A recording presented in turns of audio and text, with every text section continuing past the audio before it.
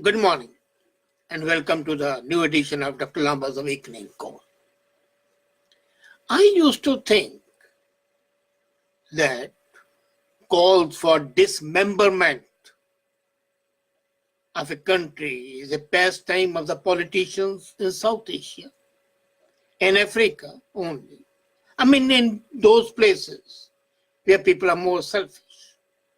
But each day, new revelation comes, and I find that the politicians anywhere in the world are identical, selfish, self-centered, talk much about patriotism and love for the country, and they are in fact enemies of the people, enemies of the country. It was year 2001, Councillor Mr. Walker called for Toronto being a separate province from Ontario, secession of Ontario.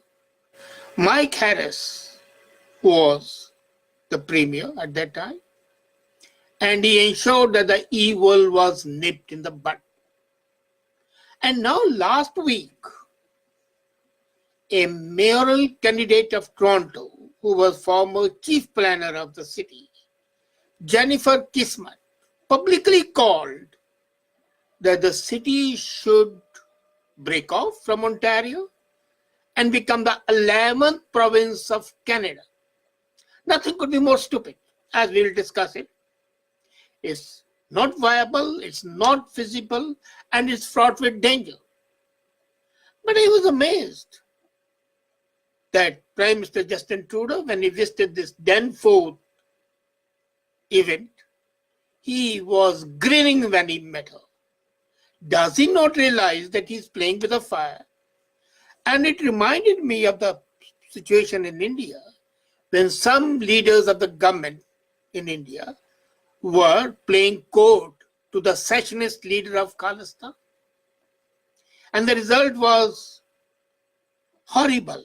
Operation Blue Star, then riots where more than 4,006 were killed. And Justin Trudeau, despite knowing that Jennifer Kismet has called for secession from Ontario, was grinning when he met her. And when somebody asked this lady, Jennifer, what does she mean? And she said, why should a city of 2.8 million not have self-governance? Now, there are two issues. One is that in case each city of 2.8 million is to have self-governance, it's a contradiction in terms. Each city has self-governance. When the mayor and the council are there, that is self-governance. But when you're a province, it's not only self-governance, something more. And Jennifer is riding on the high horse of being not counted as a mayor, but as a premier. Now, there are two things. One is a constitutional aspect, which we'll take up.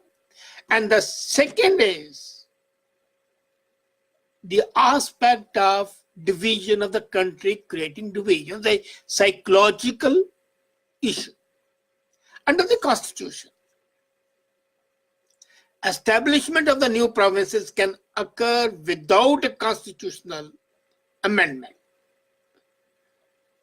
But it requires approval not only from Queen's Park and Ottawa. So these three have definitely to agree. But other legislatures of the other provinces have also got to agree. That means at least 2/3 of the provinces, representing 50% of the population of the 10 provinces, have to agree.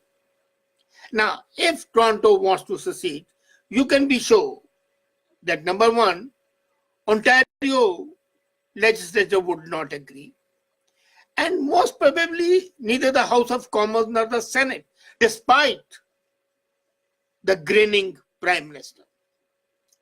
And Would Quebec agree? Because if Toronto secedes, then Montreal also claims to secede. They have the same privilege. Then the Vancouver. And slowly and steadily, cities like Winnipeg and Calgary might also claim, if not immediately, after some time.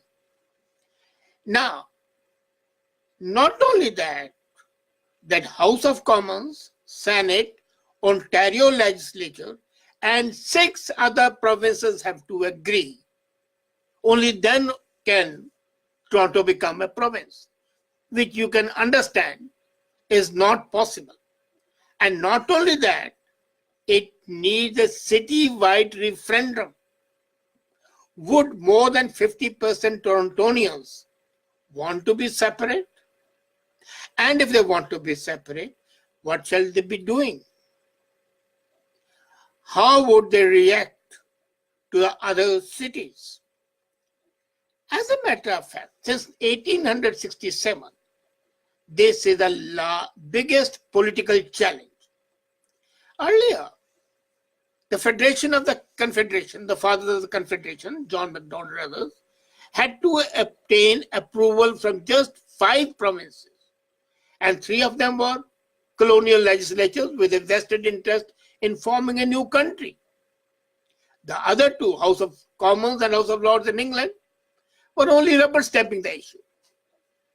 But here, Torontonian secessionists are destroyers of Ontario, would definitely not expect a green signal from Queen's Park, and House of Commons and Senate would be afraid because if they approve Toronto, then they would have no reason to oppose the request of Vancouver, now followed by Montreal, and Montreal is the second largest city of Canada, followed by Winnipeg, followed by Calgary, Halifax, and so on.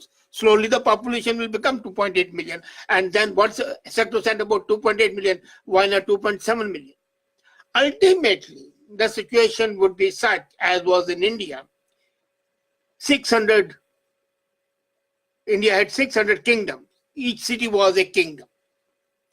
Old Greeks had city-states. So would we have the city-states?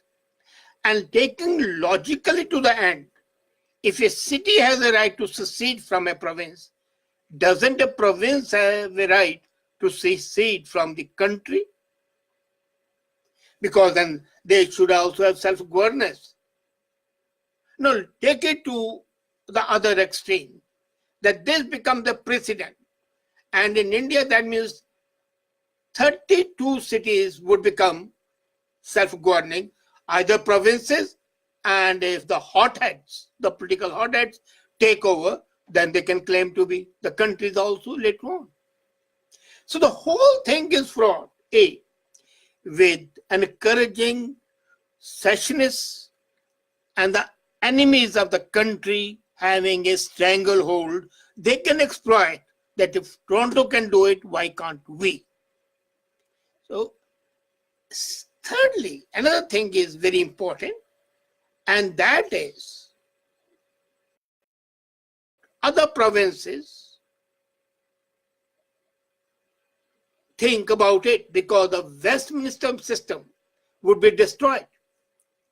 And let's not forget that the Canada's recent interprovincial trade spat are an indication. You can understand there are provinces barriers. Now, if Toronto comes into it, what sort of a trade relationship it would have with Ontario first? Would Ontario levy the same barriers on Toronto as it is putting on trade with, say, with Quebec or with British Columbia?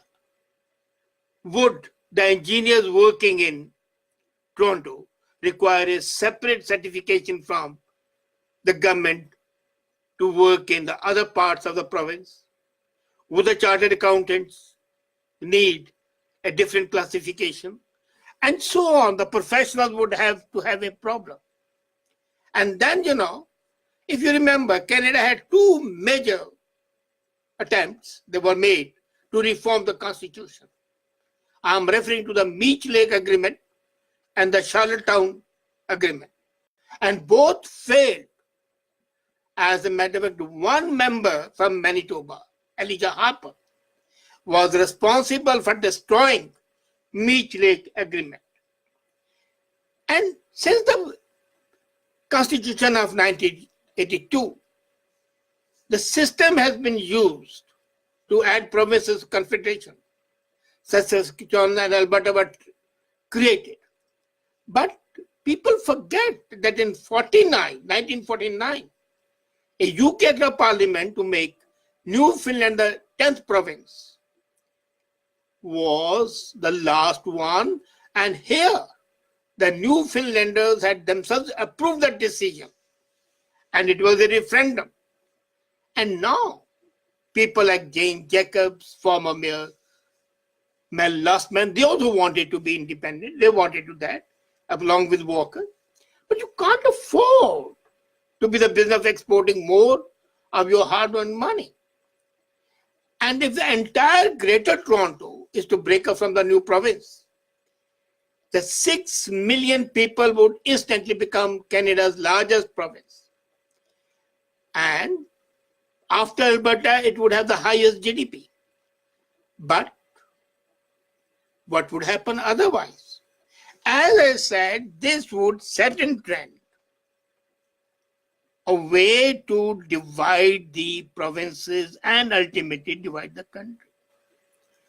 It's small things which grow up, and when they grow up, they create a problem. If you remember, the demand for Khalistan in India started with a demand for Punjabi Suba, a province where Punjabi should be supreme. I'm not going into the details of that. The same happened or is happening in Bangladesh, earlier Pakistan. It was a minor thing which created so much of friction that ultimately the country was divided. The same happened in Congo earlier, when Lumumba was murdered and ultimately Congo was divided into two countries. So the small things which apparently have no significance ultimately assume gigantic proportions and destroy the very structure and the very integrity of the country. And why?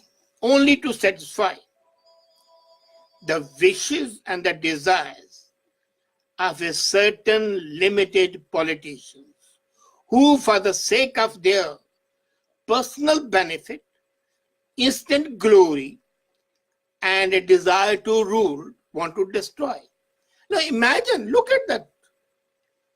The Canadian and the US metropolises are all contained within larger regional governments. Now, if this demand of Toronto is there, then what's wrong with Mississauga saying that we don't want to be part of the Peel region?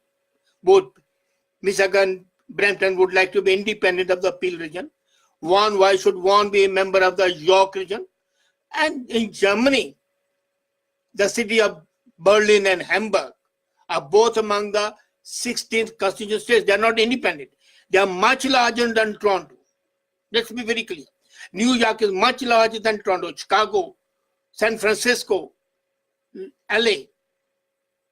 And India is at 32 cities. So all those cities, would they claim to be independent provinces, or they are bigger than even some countries? To be independent countries, they can say, okay, this country has a small population. That way, San Marino has a population of about 1.5 million. So every country can, small city can say, we should be an independent country. So where are we heading? It's unprecedented for the countries to make the large cities as provinces. It is unprecedented. Look at Mexico.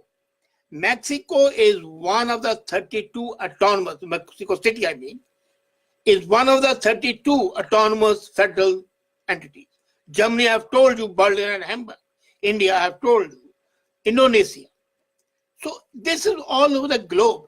And this demand of Jennifer must be nipped in the bud. The Prime Minister and the other leaders must immediately tell her that this is a non-starter, because once it starts, be sure it becomes a Frankenstein, and then there will be no hope of the country retaining its integrity. Act today, nip the evil in the bud. That is the need. Thank you.